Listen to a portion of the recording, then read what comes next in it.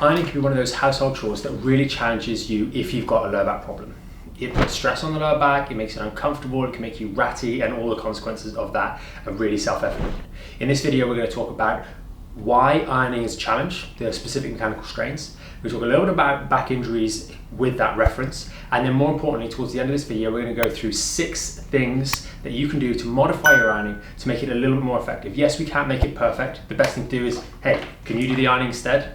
But in this video, we're going to give you those alterations to make it a little bit easier for you so you can do it more successfully with less back pain.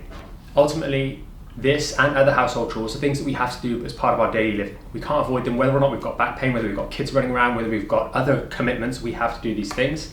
And it's about figuring out the best way to do them given the circumstances, and that's what these videos are for. Understanding we can't always avoid them, so let's do the best we can.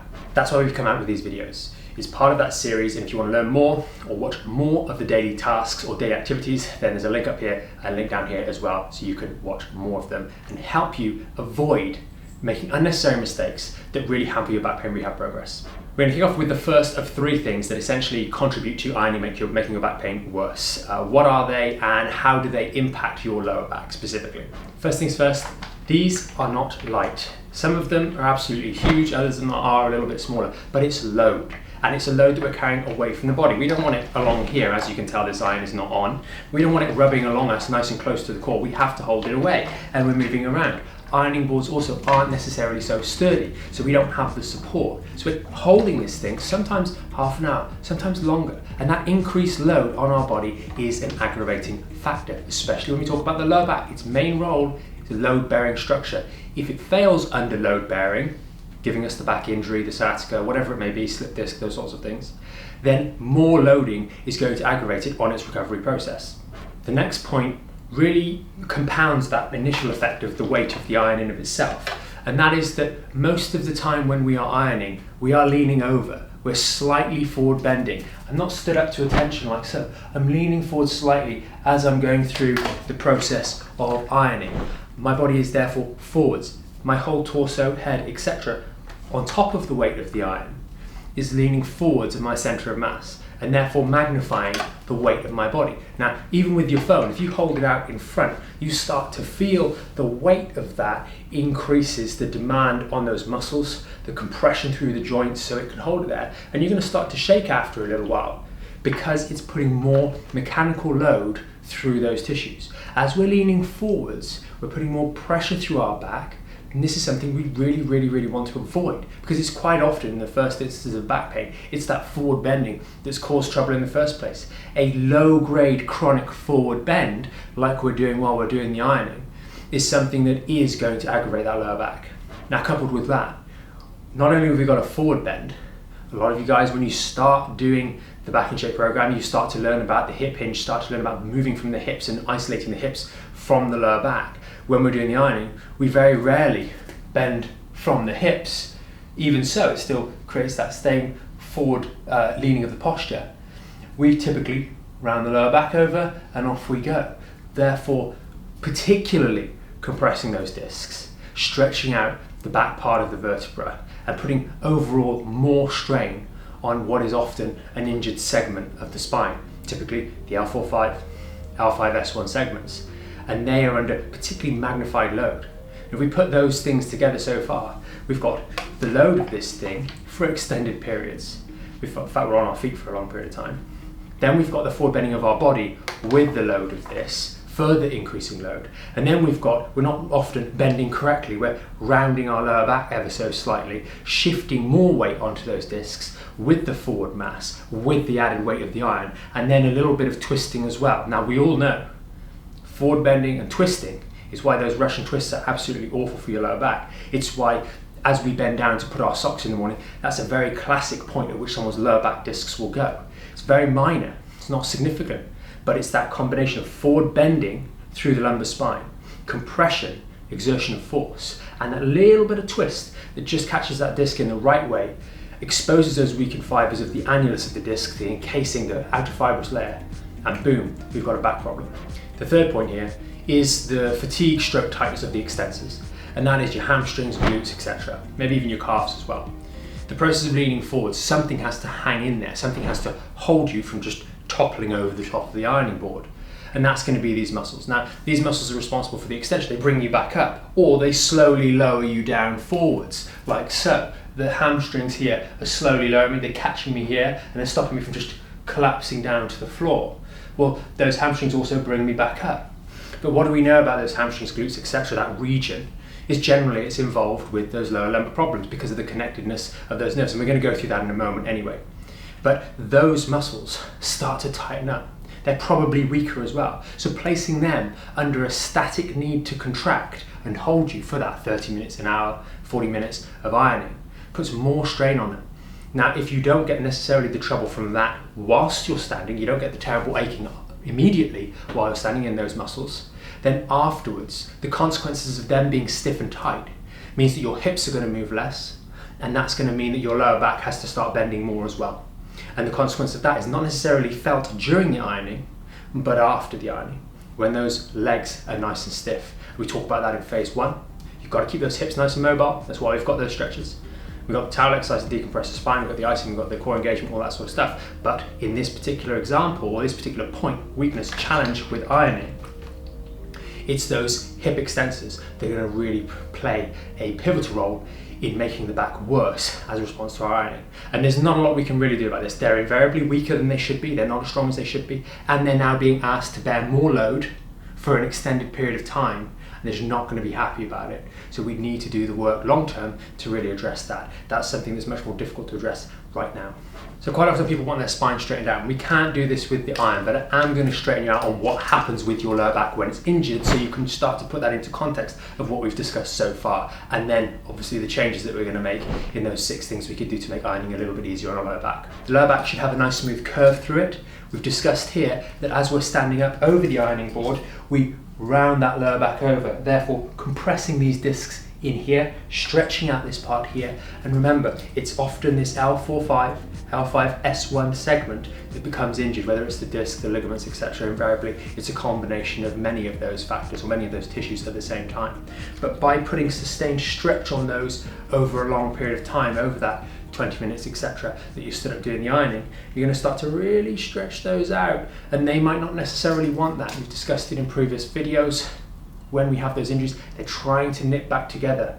Because ironing is something, we're only just stood here. I mean, I can stand, I've been standing my whole life. You don't think about it too much. Instead of bending from the hips, we round from the back, and that really exposes this area. So you have to be mindful of that. That is one of the characteristics of lower back issues, that the tendency for, rather than all of these joints to unload equally, the injured one, in this case, for this particular spine, it seems to move very well at this segment here and this one here as we unload it. It shouldn't do that. The movement shouldn't just happen at one segment faster than the others, but that's what often happens when we have these injured segments, and that's what will be happening while you're ironing. The force is going to load to the injured segment. The one that moves the most and that gives out the quickest will be the injured segment, and this position of forward bending with increased loading is going to expose that even more.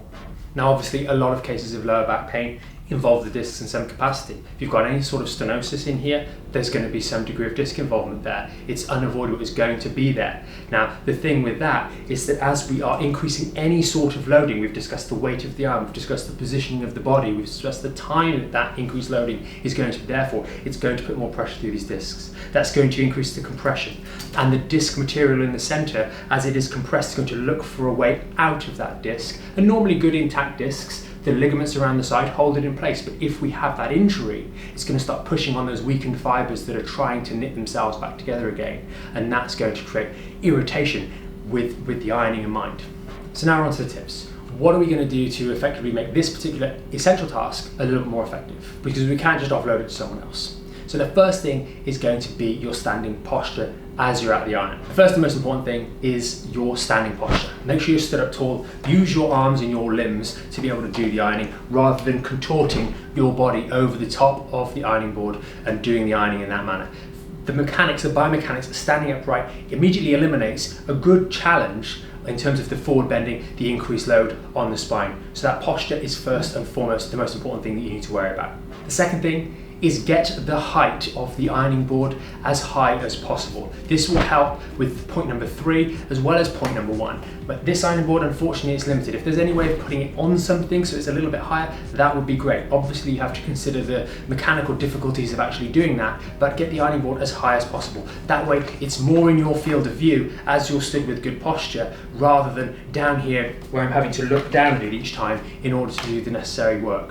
The next one is use your eyes. Try to actually look down rather than, again, tilt your whole body over. This is somewhat similar to point number 1, but just using your eyes to look down makes life a little bit more easy rather than tilting the whole head round like so. Yes, there are going to be some intricate clothes that you're ironing where you're going to need to be a little bit more attentive, but on things like a big t-shirt or a towel or something like that, it's going to be easier if you just use your eyes and just go around it a little bit more steadily rather than getting your whole head over the thing and staring at it square on. It's not a staring contest, it's an ironing board. Let's just do it in a little bit more of a relaxed manner. And you might be thinking, who irons a towel? Maybe you've got guests coming over, you want to impress them. I don't know. It was the first thing that popped into my head when we were doing the video, so don't judge me on that. So notice this fourth one really ties in with these last 3, and it's all about just the setup position. And that is engage your core. Get that core engagement. Ironing, sometimes it does take a little bit of time. You're going to be doing it there for a little while. If you have a back problem, use it as that perfect opportunity to practice your core engagement while you're standing with good posture. Learning to engage the core provides that greater stability for the spine. It creates less margin for error and things to move in awry ways. It really will help you also translate that skill of core engagement from lying down like you do in phase 1 to the other exercises in phase 2, phase 3, phase 4, etc. It's really just going to help you generally. So use it as multitasking time. Quite a lot of time, people might be ironing, watching the TV, will do that core engagement. It's going to help you. It's going to help you engage your core with good posture and just help make the ironing process a little bit easier on your back. This next one is really management. I know it's so tempting, you've got a whole load of laundry to iron, stick it on the sofa, get the ironing set up in front of the TV, put something on and off we go for a couple of hours or 45 minutes or whatever. I know it's tempting to be efficient, but when you've got a back problem, efficiency with other household activities is just not a priority. It can't be a priority. We have to just split the load. Doing little blasts of 15 minutes or something more manageable is going to make so much more sense, because at the end of the day, you might think you're being efficient by doing it in 45 minutes, but you're going to be KO'd in your back afterwards. The things that you thought you could be more efficient at by getting the ironing done in 45 minutes, you're just going to lose efficiency elsewhere. So remember, there is a cost to doing the ironing in 45 minutes instead of 3 chunks of 15, even though it does fit your day a bit better. Once your back's better, you can get back into doing it in longer stints with good posture, etc. And you'll get away with that, that's okay.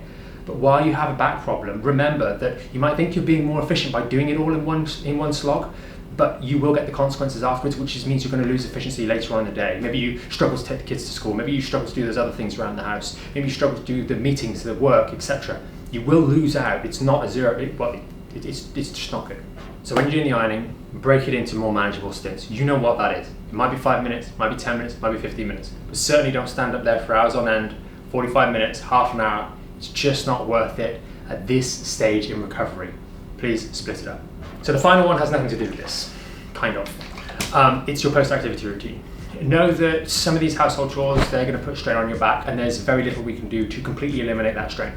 They're inconvenient, they're getting in the way of your recovery, but if we manage them correctly, we finish this, we get that iron towel we mentioned earlier, we roll it up perfectly and we lie over it, that's going to be helpful. We do a little bit of icing, that's going to be helpful. We do our little stretches because of the tension that will have built up through the hamstrings, that's going to be helpful. A little bit more awareness of our post-workout routine. This will be a workout for your back, it's going to be a challenge. Remember, phase 1 is relieving the strain on the injury.